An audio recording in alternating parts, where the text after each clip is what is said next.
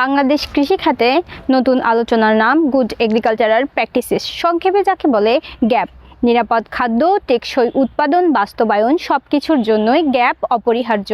কিন্তু মাঠ পর্যায়ে কৃষকদের রয়েছে বড় অভিযোগ, নেই যথেষ্ট প্রশিক্ষণ, মনিটরিং তো আরও কম।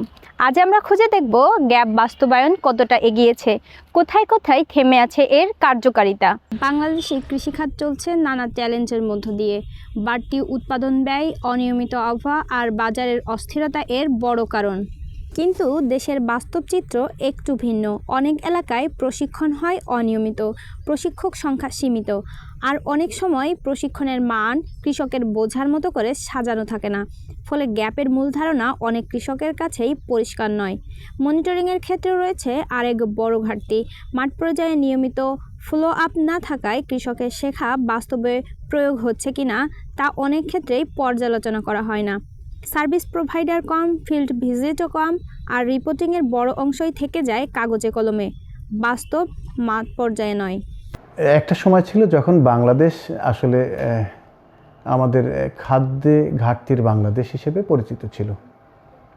ক্ষুধার্ত বাংলাদেশ থেকে আমরা যদি বলি যে খাদ্যে স্বয়ংসম্পূর্ণ বাংলাদেশ, তো এটি একটা সময় ছিল যখন শুধু খাদ্যের কথা ভাবতাম। আর এখন আমরা ভাবছি কিন্তু নিরাপদ খাদ্যের কথা, নিরাপদ স্বাস্থ্যের কথা।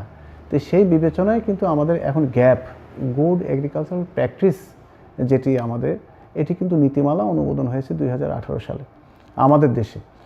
যদিও আন্তর্জাতিক বিশ্বে কিন্তু অনেক আগে থেকে অনেক দেশ কিন্তু এই গ্যাপ প্রোটোকল মেনটেন করে অনেক চাষাবাদ করে থাকে। তো আমাদের নীতিমালা হয়েছে 18 সালে, আর আমরা কিন্তু সবেমাত্র হাঁটি হাঁটি পা করে কাজ শুরু করেছি। তো এরকম প্রেক্ষাপটে আমরা গ্যাপের প্রদর্শনী করছি, কৃষকদেরকে আমরা অভ্যস্ত করাচ্ছি যে কি করে আপনার জমির মাটিটা পরীক্ষা করতে হয়। আপনি মাটি পরীক্ষা করলে মাটির জীবাণুগুলো তাহলে হয়তো আক্রমণ করবে না, আমাদের হয়তো সেখানে বালাইনাশক প্রয়োগ করতে হবে না। আমি যে পানি দিয়ে সেচ দেবো সেটি কি আমার কোনো ধাতব পদার্থ আছে কিনা ক্ষতিকারক, এই জন্য পানিটা আমাদের পরীক্ষা করতে হচ্ছে। এবং আমি যে প্র্যাকটিসগুলো করব, আমি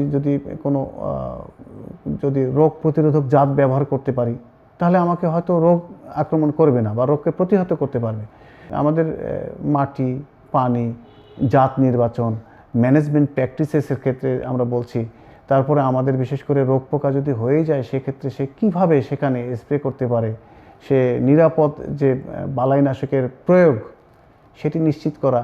এবং একই সাথে আমরা বলছি যে গ্যাপের যে কনসেপ্ট, সেটি কিন্তু আসলে ফসল উৎপাদনের পূর্বে বলতে কিন্তু এই যে আমরা মাটির কথা বললাম, মাটির স্বাস্থ্য, ফসল উৎপাদনের সময়, ফসল কর্তনের সময়, ফসল হারভেস্টের পর, বিশেষ করে হারভেস্টের পর আমাদের এখানে ধরেন মাড়াই, ঝাড়াই, কর্তন, সংরক্ষণ, ইভেন আপ টু ভোক্তা পর্যন্ত, এই যে লম্বা চেন, এই পুরো চেনটা জুড়ে কিন্তু আমাদেরকে কাজ করতে হয়। আমাদের এই যে কৃষি গবেষণা স্টেজে আমাদের মনে করো আবাদ সবেদ করতে পারতেছি না। আমাদের মাঠে ঠিকই কাজ হয়, কিন্তু ফলন ঠিক মতন হচ্ছে না। কৃষি গবেষণা থেকে আমরা বই পাচ্ছিলাম, কিন্তু বইটা আমরা ধরতে পারি না, আমরা তো পড়তেও পারি না। এই আর কি আমাদের ফসলগুলো নষ্ট হচ্ছে, তারপর ঠিক মতন আনতে পারতেছি না ঘরের ভিতরে, এই আর কি। গ্যাপ নির্দেশিকা অনুসারে একটি কৃষককে সঠিক বীজ নির্বাচন থেকে শুরু করে নিরাপদ কীটনাশক ব্যবহার, ফসল পরিচর্যা, সংগ্রহ, সংরক্ষণ সবকিছুতেই প্রশিক্ষিত হতে হয়। কিন্তু বাস্তবতা হলো দেশে জুড়ে হাজার হাজার কৃষক এখনও গ্যাপ সম্পর্কেই সচেতন নন, আর যে প্রশিক্ষণগুলো হচ্ছে তা খুবই সীমিত। আমরা শতভাগ এফোর্ট দিতে পারছি কিনা, হ্যাঁ, এটি একটি বিষয়। আসলে অনেক সীমাবদ্ধতা থাকে, এটা তো আসলে আমরা এখনও তো সেইভাবে ধনী রাষ্ট্রে পরিণত হয়নি। আমাদের জনবলের সংকট রয়েছে, আমাদের হয়তো বা উপকরণেরও কিছু বিষয় আছে। আমরা এখানে হয়তো আমাদের লিমিটেশন, যেমন আমরা এখানে নমুনা সংগ্রহ করি, সার, বালাইনাশক যেগুলো কৃষক ব্যবহার করে, তো সেগুলো তো সবগুলো পারছি না। আমি যদি সবগুলো পারতাম তাহলে ভালো হতো, তাহলে হয়তো আমার কৃষক আরও অধিক উপকৃত হতো।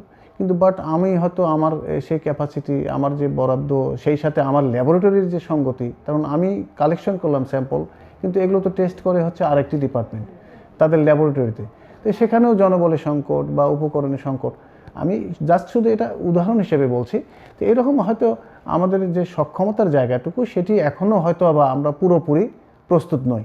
তো ধীরে ধীরে হয়তো এই জায়গাগুলোতে আমাদের যতই অবস্থার পরিবর্তন ঘটবে, ততই আমাদের সক্ষমতা আমরা অর্জন করব। এবং আমার মনে হয় যে নিকট ভবিষ্যতে আমরা হয়তো সেই জায়গাটাই যাব যেখানে আমি আমার হয়তো ইফোর্টটা পুরোপুরি হয়তো দিতে পারবো।